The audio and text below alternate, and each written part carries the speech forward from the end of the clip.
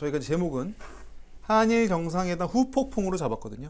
이제 3.1절부터 시작을 합니다. 3.1절. 3.1절. 네. 일단 3.1절 기념사에서 윤 대통령의 기념사가 나온 뒤에 일단 각계에서 좀 비판적인 의견들이 좀 나왔습니다. 근데 이때 이제 일본에 대한 이제 정의를 다시 하고 가는 거죠. 그렇죠. 여기서 이제 과거 침략자였던 일본이 지금 협력 파트너다.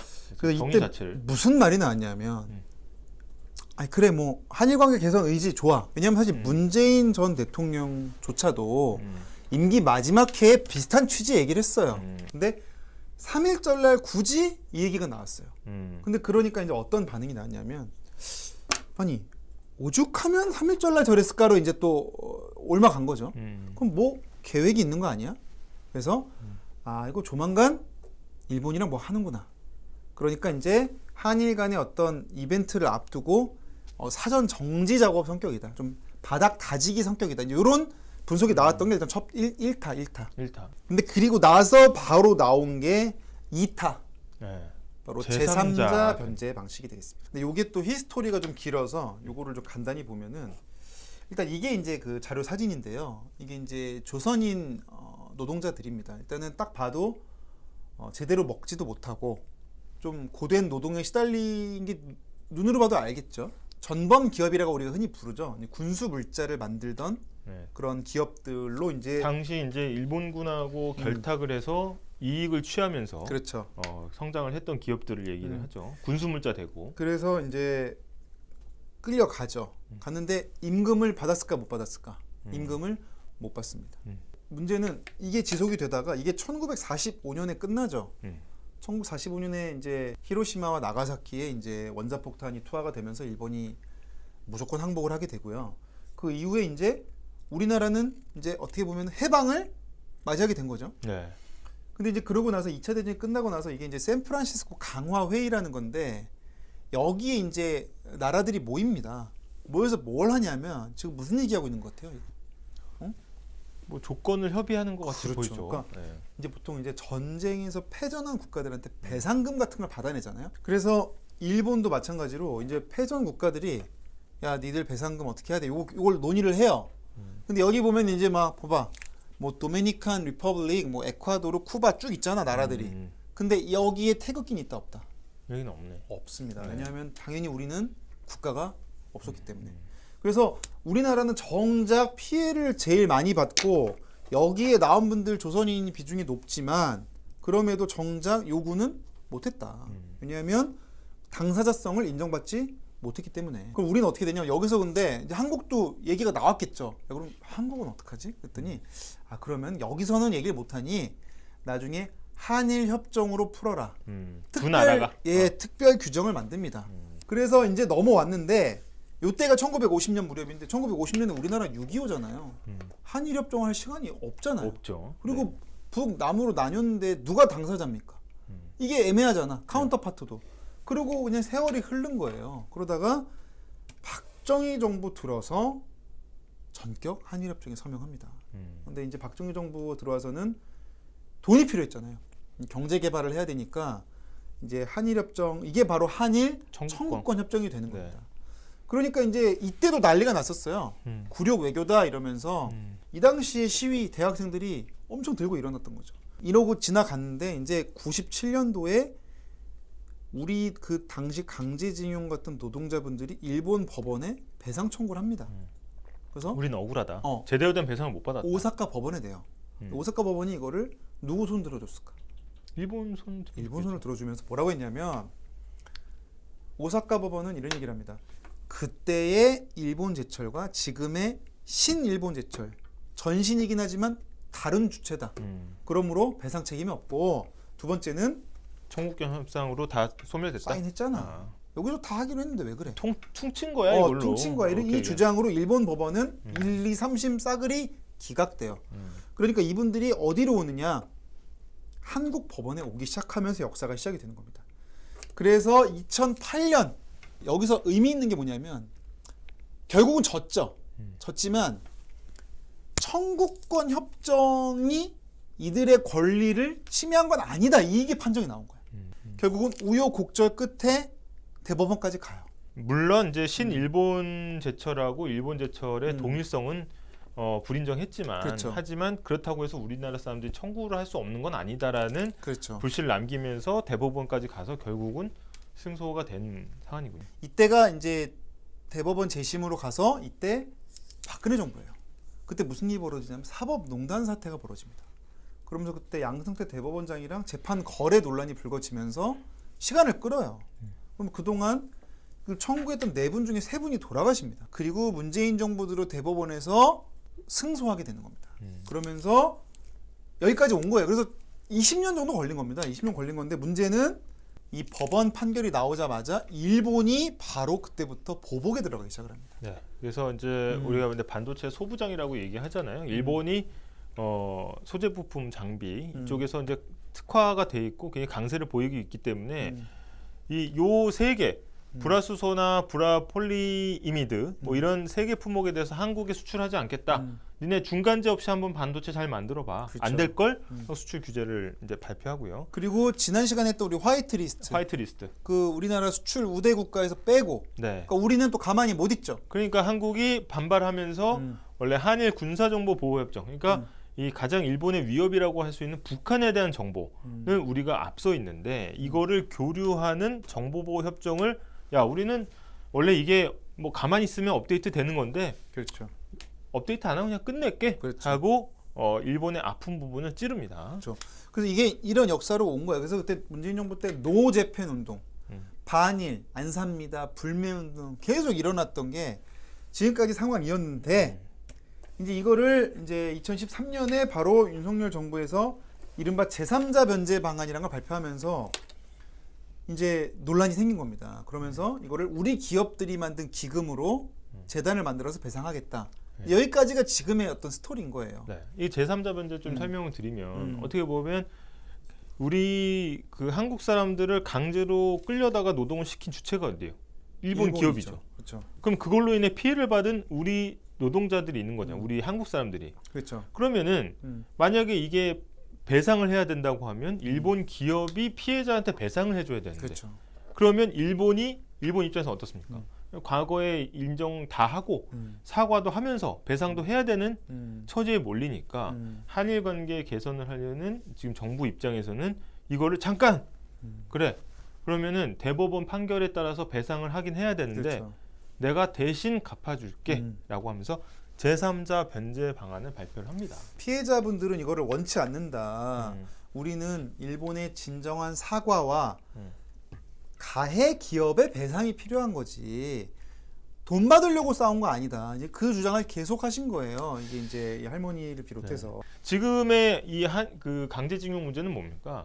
이 돈이 중요하다기보다는 아니 일본의 가해 기업들의 진정한 사과와 그렇죠. 이 성의를 표시를 받고 싶은 건데 그 사람 마치 그냥 돈만 갚으면 되는 것처럼 제3자 변제를 해버리니까 이 피해자 입장에서는 절대 받아들일 수 없는 조건이 되는. 이런 상황에서 한일 정상회담에 간 거예요. 그랬는데 이 문제에 대한 사과는커녕 오히려 일본의 추가 요구 사항들이 더 지금 들어왔다. 그러면 우리가 어떻게 보면 국내의 반대 여론을 무릅쓰고 일본의 요구 사항을 반영을 많이 한 건데 그런데 돌아오는 거는 오히려 그래 그거 해결됐어?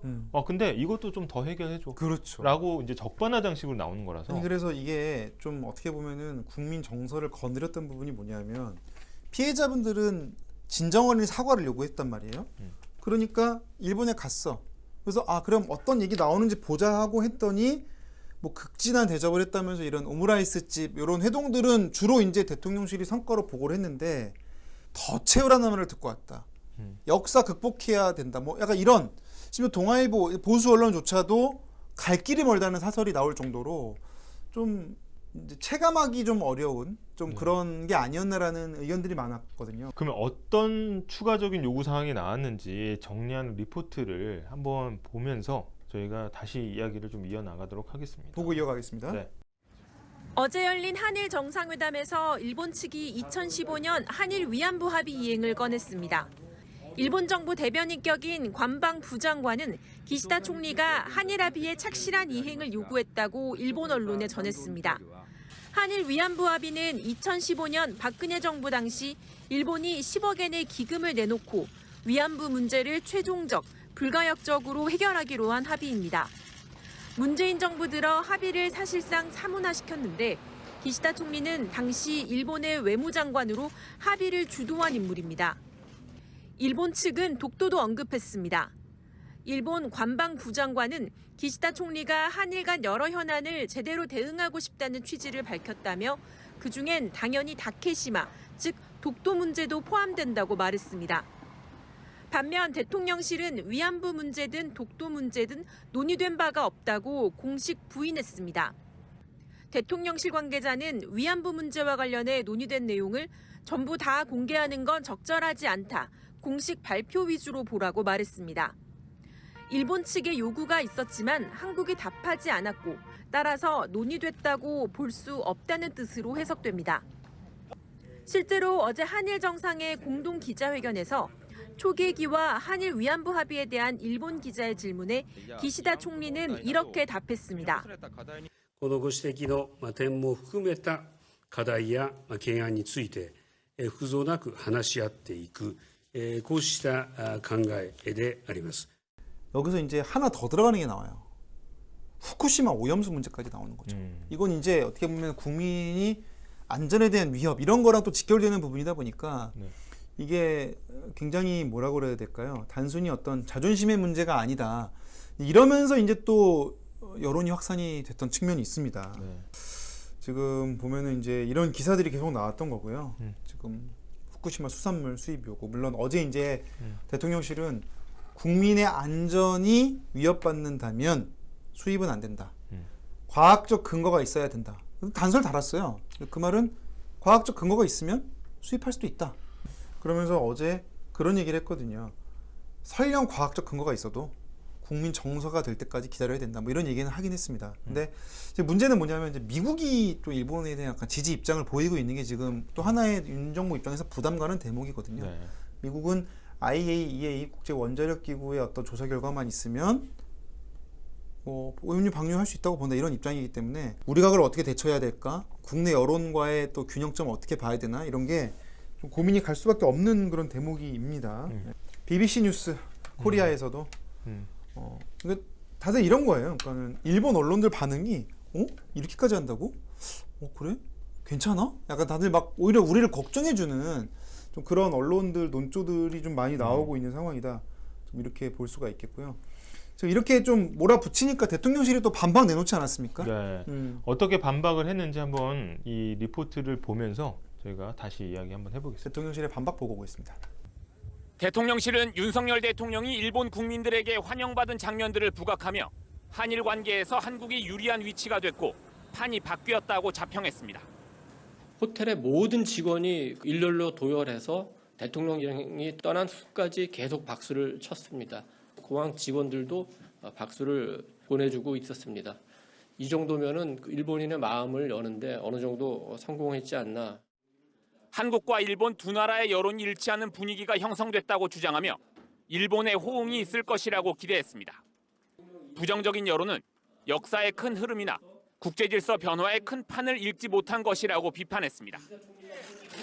고위 당정협의회에서도 세계 모든 주요 국가가 한국 대통령의 결단을 평가하고 있다. 민주당이 아직도 죽창가를 외치며 반일 선동에만 매달리고 있다는 말이 나왔습니다. 이에 대해 민주당은 자화자찬을 늘어놓아도 역대 최악의 굴종 외교, 조공 외교를 가릴 수는 없다며 대한민국의 대통령이 일본 정치인들에겐 말 한마디 못하고 우리 국민에겐 성과와 결단을 운운하니 기가 막힌다고 비판했습니다. 기껏 만찬에서 폭탄주 말아마시며 기시다 총리가 일본 정치권에서 술이 가장 센 것 아니냐고 묻는 것이 정상 외교입니까? 국민들 보기에 부끄럽지도 않습니까? 대통령실은 국내 비판 여론이 거센 데 대해선 일부 언론들의 악의적인 보도로 회담의 성과가 폄훼됐다고 보는 분위기입니다. MBC 뉴스 이기주입니다.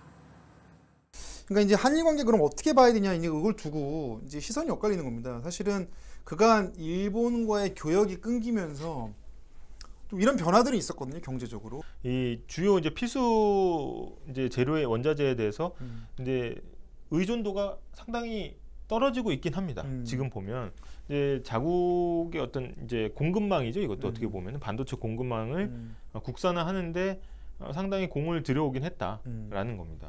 근데 지금 브라폴리 이미드랄지 포토레지스트 이런 거는 사실은 바꿔 말하면은 아직도 많이 안 됐다고도 볼 수 있는 거거든요. 여전히 사실은. 의존도가 높다고 상당수는 보시죠. 의존하고 네. 있습니다. 네. 그렇다 보니까 이제 지금 고물가 상황 또 경제 위기, 경기 침체 상황을 좀 타개하기 위해서는 막힌 교역 이런 걸 좀 풀어야 된다. 좀 경제적인 면에서의 어떤 동인 이런 것도 분명히 있긴 합니다. 그리고 우리가 앞으로 대처를 어떻게 해야 될 것이냐 했을 때 윤석열 정부의 경우에는 한일 관계 개선에 일단 방점을 찍고 있는데 사실 미국의 또 암묵적인 요구나 이런 건 무시할 수는 없거든요. 그래서 좀 어려운 건 사실이다. 이런 얘기는 할 수 있을 것 같아요. 그러면 우리 국민이 얻은 건 뭐냐?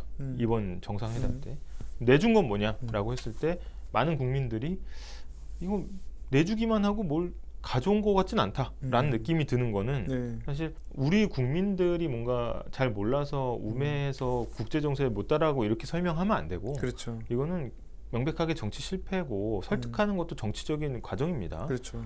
그런데 실패했다라는 걸 이제 여실히 보여준다 이렇게 볼 수 있겠습니다. 여론을 잘 수렴해서 좀 해법을 찾아가기를 좀 바라보면서 오늘 네. 양념익히는 한일 정상회담 이후의 후폭풍 그 전에 네. 프리퀄까지 쭉 살펴봤습니다. 네.